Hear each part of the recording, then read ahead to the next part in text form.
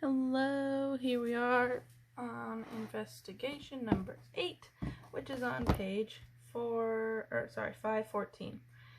So I'm going to be doing a lot of reading in here because I usually kind of go through and read and then do an example, read, do an example. I'll do it that way here, but there's just going to be lots of reading, so please, while I'm reading, follow along in your book. And we are talking about graphing again. So in lesson 57, we learned to make a table and display a relationship between two sets of data. Now we will learn how to write an equation to represent the relationship in the table. So I know some of you struggled with the graphing, but here we go again. So this says Mrs. Cook writes the percent of correct answers on each 10-question quiz she grades. Look at the data in each column. On the quiz, 100 points is equal to 100%. If a student has 8 correct answers, the score is 80%. This means 80 out of 100 points are earned for correct answers. So it's kind of like if you guys had a quiz and you got 8 out of 10, you would get 80%. Or if you got 5 right out of 10 questions, you'd get 50%. That's how this table works. So there's a total number of correct answers. There's 10 possible correct answers, and this would be how many correct answers they got, and that would be the score. So say I took a quiz, I got 7 out of 10 on that quiz right. I could look here, I got 7 right, that equals 70%. So use the table above to answer problems 1 through 4. I'm going to do number 1 with you and 4A. You will do 2, 3, and 4B by yourselves. So number 1 says 7 correct answers. Oh, I already did 7. 7 correct answers will earn what percent? So if I had 7 correct answers, my percentage is 70%, which I honestly picked that randomly, although maybe subconsciously I picked it on purpose. So number 1, 70% is our answer. So for 2, 3, and 4, you will look at this table to find your answer. 4A says, what multiplication formula could you write to represent the relationship between the two columns of data? So I know we haven't really done these kind of questions, but I'm going to do it with you so you can hopefully better understand how to write your multiplication equations. So if we look here, and we can look at the number of correct answers, so however many, hold on, I'm going to write 4B right here. Sorry, 4A. You can look at the number of correct answers, multiply it because it's out of possible 10 points. So you get, let's see, correct answers. So however many you got correct, and this is what you should type in on your form, correct answers. And then you would multiply however many you got right. So if I got 5 right, I would multiply that by however many it is out of. So it is out of 10 questions. So we'd multiply it by however many questions it's out of. So correct answers times 10 will give you your score. Because if I got 1 question right, and then I multiplied 1 by the possible number of questions, I get 10. If I got 2 right, multiply it by the possible number of questions, 20. Do you see how it's going 10, 20, 30, 40, and up by 10s?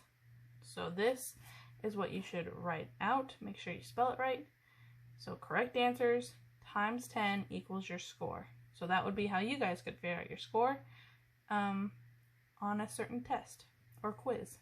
Figure out your percentage. And then B, just to give you a heads up, you'll have to continue the table as if it were out of 20 questions, and then you'll write the percentage. Let's see. Extend the table to show the scores for each number of correct answers up to 20. So then you will show me, type in your answer as to what would the percentage be out of 20 questions? So I that might not make sense of me saying it right now, but I typed it into the form. So answer the question on the form, a Google form after B, because B just tells you to draw it.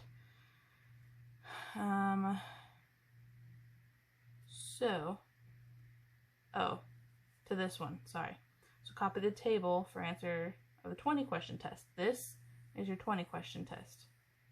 So you will give me the answer that I have of the question I've asked for in forms. So this is your form that you will extend to 20 questions. So this one you'll extend to 20 questions, you'll draw it up yourself, and then answer the question I have in the forms.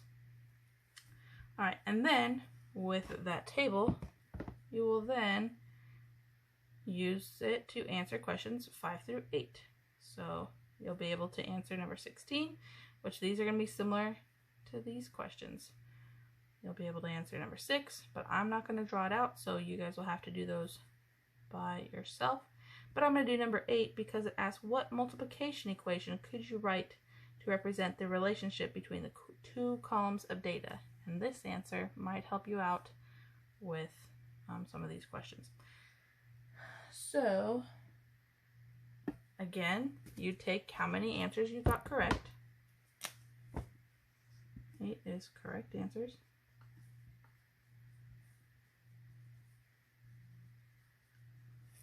And then, what is this? Hopefully you can still see that. What is this counting by? 5, 10, 15, 20, 25, 30, 35, 40, 45, 50, 55. Stop. It is counting up by 5s. Correct, it's counting up by 5s. So, you take your correct answers, you multiply it by 5. And I know I said over here, however many possible points you have, but it is more of points you can receive. So it's whatever it's counting by. I kind of messed that up, so sorry about that. Kind of messed that up. It's whatever the percentage is counting by. So this is 10, 20, 30, 40. It's counting by tens, which makes sense because it's out of 10. But this is going to 20, so you have to make it the percentages smaller. Sorry. So whatever it's counting up by, that's what you multiply by. And that gives you your score. So you take however many you got correct, multiply it by however many it's going up by, however many percentage, and then that's how you get your score. This again is your answer. I know it's a little confusing on these, how to write out your answer. You're going to do one by yourself and then figure out the answer. So hopefully that makes sense. This also says that graphs can be used to display relationships between two quantities. So this says, suppose Dina has a job that pays $10 per hour. This table shows the total pay Dina would receive for 1, 2, 3, or 4 hours of work. So again, you're going to copy the table and extend it to 8 hours of work. So that's what it says for number 9. But what I need you to do on number 9 is to tell me how much money she earns in those 8 hours. So once you fill out the, you probably can't see that, sorry. So once you draw this table and add, so we got 1 hour, 2 hours, 3 hours, 4 hours, and then you keep going, 5, 6, 7 to 8 hours. Continue drawing, and then you'll tell me how much money she earned in 8 hours. But you might notice something. 1 hour equals $10. 2 hours, $20. 3 hours, $30. 4, $40. So 8 hours, you think it's counting up by tens, and these first numbers are the same. What do you think that could be? I'm gonna leave that to you because I believe in you guys. All right, and we're going on to more graphs. So this says the graph below shows the same relationship between hours worked and total pay. So we can say total pay in dollars, total the whole graph shows us the total pay for hours worked. So this is income, this is money, this is hours. So money, hours. Each dot on the graph represents both a number of hours and an amount of pay. So she worked 1 hour, got $10, 2 hours, $20, 3 hours, $30. So this graph is showing how her hours relates to how much money she works. If Dina works more hours, she earns more pay. We say that her total pay is a function of the number of hours she works.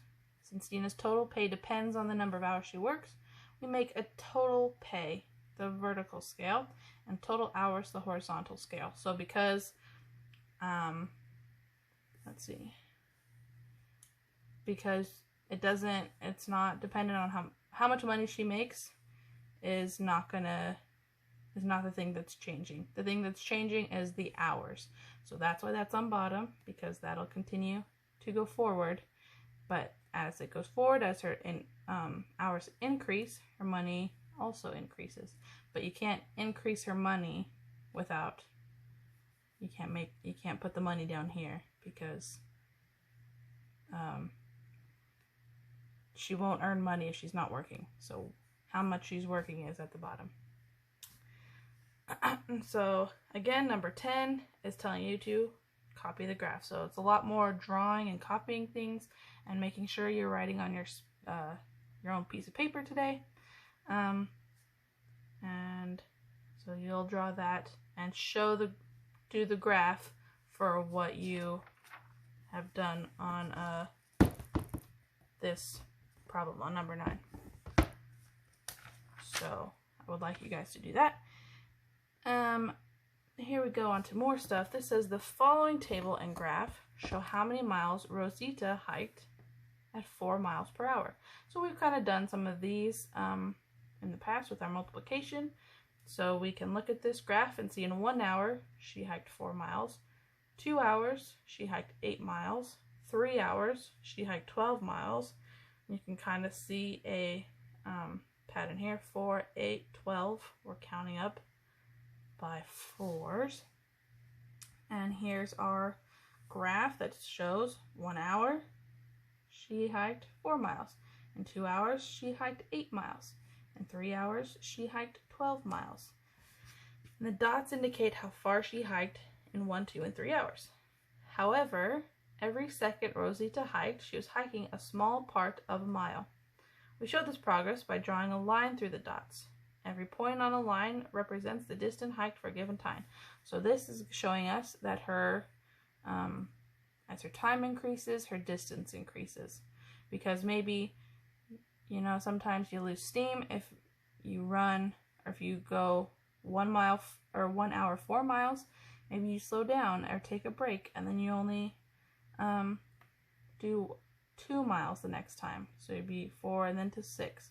So if you were charting how much you walked, yours might look a little different, but she's keeping a nice steady pace and keeping the same amount of miles in each hour. So a graph just helps show us how we're doing, how things are going with the time that's passing by. For example, a straight up from 1.5 hours is a point on the line at 6 miles. So if we go over 1 and then into the middle and then go up, that's a 6. So don't do this.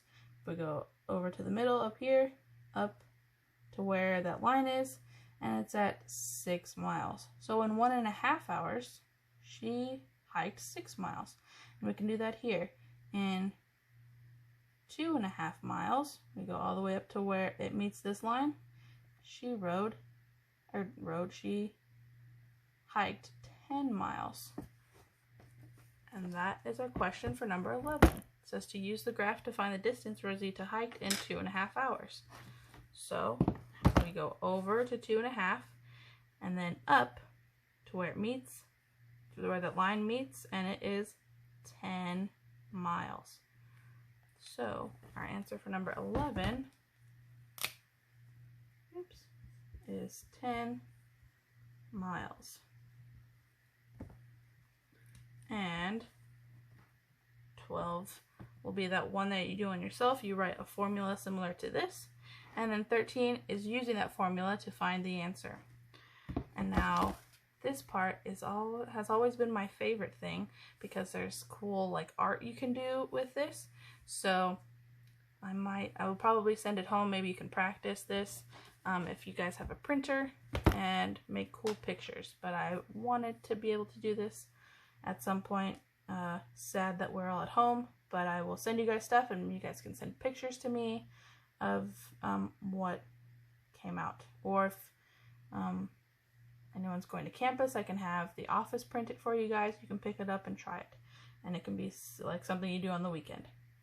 But here's how we graph points. So sometimes we want to name points on a grid. Below we show how to name points using a pair of numbers called coordinates.